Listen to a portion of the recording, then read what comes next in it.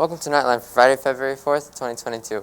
I'm Nicholas Morales. And I'm Danielle Ubit with your school news and announcements for Jose Marti MAST 6 to 12 Academy. Attention 9th grade students. You will have your next class meeting on Monday, February 7th at 4 p.m. on Zoom to discuss Universal Studios field trip and the kickball game. Stay tuned to your team's account for Zoom details. Pre-order your Valentine grams today from Miss Brochet in room 1323. For $7, you will get a bear plushie and a small bag of candy. For $3, you'll get a teddy bear plushie, a keychain, and a small bag of candy. And for $2, you will get a rose. All grams will be delivered to the person of your choice on February 14th. Valentine grams are limited, and pre-orders must be placed by Friday, February 11th. On February 14th, prices will go up $1 for each item. Let someone know how you feel this Valentine's Day. The PTSA is kicking off their membership drive. The membership drive is completely online, and you can use the QR code on the flyer to activate your membership. There is a contest for middle school and high school. One class from each will win a party of their choice, pizza or donuts, and be awarded a free dress down day. Additionally, the winning teachers will be receiving a gift card.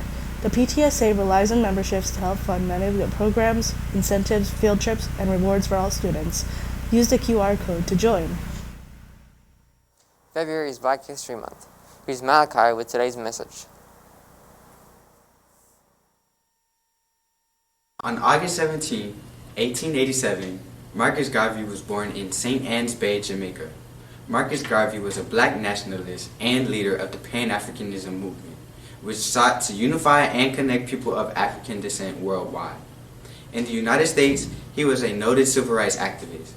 He founded the Negro World newspaper, a shipping company called Black Star Line, and the Universal Negro Improvement Association, or UNIA, a fraternal organization of black nationalists. Garvey continued to write and coordinated the establishment of the School of African Philosophy in Toronto to train future leaders of the UNIA. By then, the organization had more than 1,000 chapters worldwide. After Garvey's death, his supporters remained focused on his key message steeped in African American pride. Garvey is credited with coining the phrase, "Black is beautiful."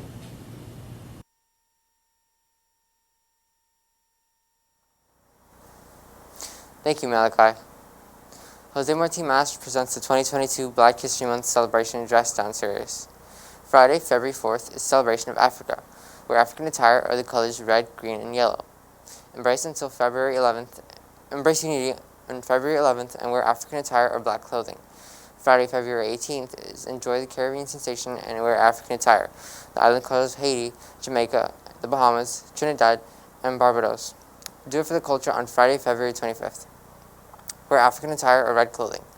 Remember that dress-up days must follow MDCPS dress code rules. Spirit bands for the third 9 weeks are available for purchase in OSP. Be sure that you can participate in dress-down days during the third 9 weeks. Buy a wristband for $10 in OSP and participate in the dress-down days for the third 9 weeks. The Scholastic Book Fair is back. Visit the book fair from February 7th to 14th. Check out the flyers given out during homeroom. All students will visit with their ELA teachers.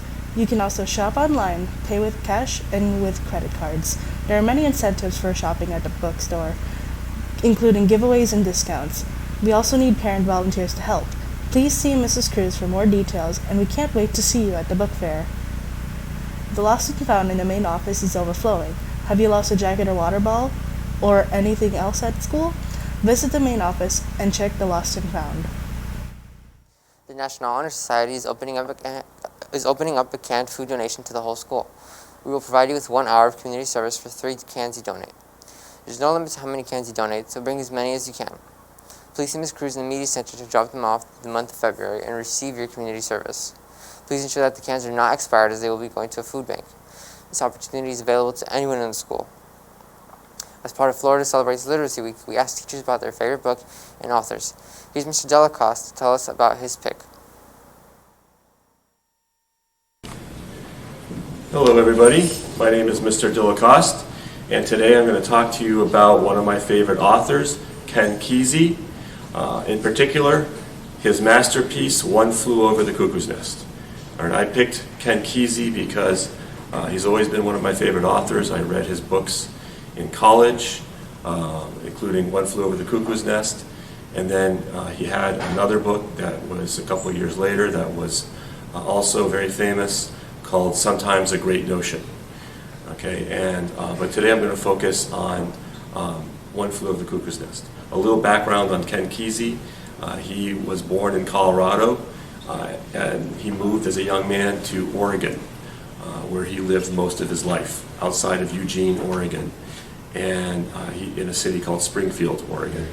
And then he graduated from University of Oregon in nearby Eugene in 1957, and then he got his graduate degree from Stanford, and then he started writing books in the early 1960s, and his first major book was One Flew Over the Cuckoo's Nest, which he published in 1962.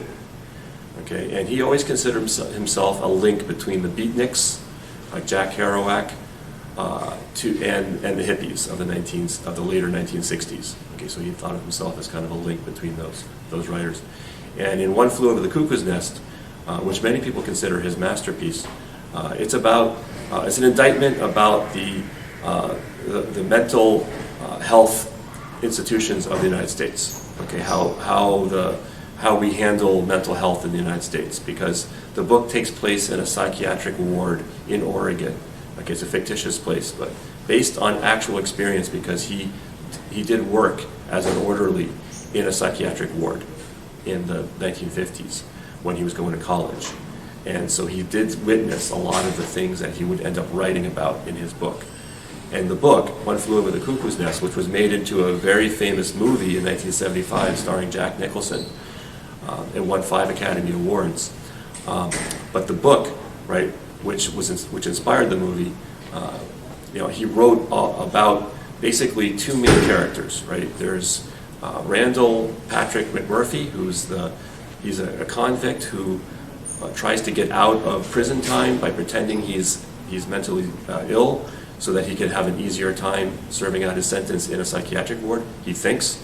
And then Nurse Ratched, who who controls the psychiatric ward, even though she doesn't have any real medical training. She's the villain, right? She's the one who uses mind control techniques and drugs, electroshock therapy, and even lobotomies to try to control the patients in the psychiatric ward. And so One Flew Over the Cuckoo's Nest is basically this battle between McMurphy, who tries to take on Nurse Ratched, and tries to basically he wants the psychiatric patients to feel like they have something to live for. They've been so beaten down by Nurse Ratched. He's trying to spark some life in them. And so he does all these antics. He takes them on a fishing trip. He encourages them to play basketball, and he bonds especially with one of the main characters, who's an old Indian, and he's supposedly dumb and mute, can't talk or speak, but in reality he's just pretending to do that so that he can spy in on conversations. And he finally he manages to get through to Chef Bromfield. Chief Bromfield is his name, and there's a very important scene at the end where there's a big breakthrough, and I won't give away all the details, but it is a very moving and very powerful story. So that's my take on Ken Kesey and One Flew Over the Cuckoo's Nest. I hope you enjoyed. Thank you, Mr. Delacoste. That's it for us today. Have a great day.